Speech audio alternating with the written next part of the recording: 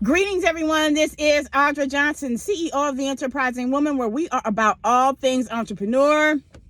I'm also your go-to and your subject matter expert for small business startups, all things cleaning, health and wellness, and finances. Wow. Today's teaching is more of an exhortation or a word to motivate you to pursue your dreams. I woke up with that in my spirit this morning. And so I'm just encouraging you guys. So I'm going to start off by sharing a couple of things that, I've experienced over my lifetime, and where I am now. I'm a 60s kid. I was born in the 60s. So I was raised in the generation of, you get out there and, you go get that job, and make a lot of money. And so basically my generation was geared toward, just get something that's going to make a lot of money, get something as far as a career that you'll be able to be a self-supporting adult and pay, for your lifestyle. Okay. And so I'm from the West Coast originally, very materialistic place. There are other regions in this country that are very materialistic, but that's the region I was born and raised in. And so basically, that's basically the way, we were geared. And especially, let's say you came from a family where, your parents didn't go to college. Let's say they didn't finish high school. Let's say they did not get a degree. Those families, they usually really push you, to pursue high earning type of positions and occupations. So again, that's okay if it's really a passion inside of you, but it's not okay, if it's not. And so we've seen the effects of that. I grew up again in the generation where we were geared toward, taking certain positions, going to college for certain particular training and skills and degrees, earning degrees that would get us in these open doors that would pay a lot of money. And so here's the thing, these last 2 years should have taught everybody that's here that the reset button was hit. And the reset button hit so that everyone could change, make the necessary adjustments. Because listen, there are only very few, I can count maybe on one hand how many very few, lucrative occupations are still, let's say, in high demand since this, reset took place. But the bottom line is this, I also grew up where I would watch people just go for what they felt like, was going to make them money, give them prestige, things of that nature. And then at the end of the day, they hated it. I know people that because, mom, dad, or grandmother was paying the bill for school, they majored in different occupations and they hated it. They didn't know how to tell that person, I really don't want to do that.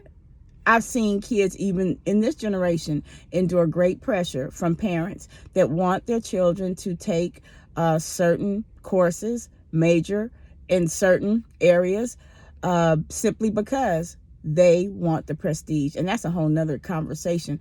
I'm going to just go ahead and put this out here. Parents, stop living vicariously through your children if that's you. I know this isn't every ear or listener that's listening to this, but parents, please don't live vicariously through your children. It's not right. It's not fair to them. I know people in my own age group. They took courses, they earned degrees in certain fields, and they waited until their grandparent, they waited until their parent transitioned, passed away, to finally, exhale and say, oh, okay, I'm going to go ahead and I'm going to start this. I'm going to do this. And we know that all things work together. All things do work together. But look at all the years that person and other people with that mentality, lost, where they could have been flowing in their gift, flowing in their skill, flowing in their, flowing in those things. So, I want to debunk the myth also. I was raised, with the culture that felt like your gifts, skills, talents were not, let's say, monetizable. We live in an era now where we see that's a lie. That's the biggest lie it is, because really great wealth is found as we monetize our gifts, our skills, and our talents. So the whole thing about following and pursuing your dreams is digging deep into the wellspring of what's inside of you. Discover those things that you are good at, that you were good at, but you put them down, and why you put them down.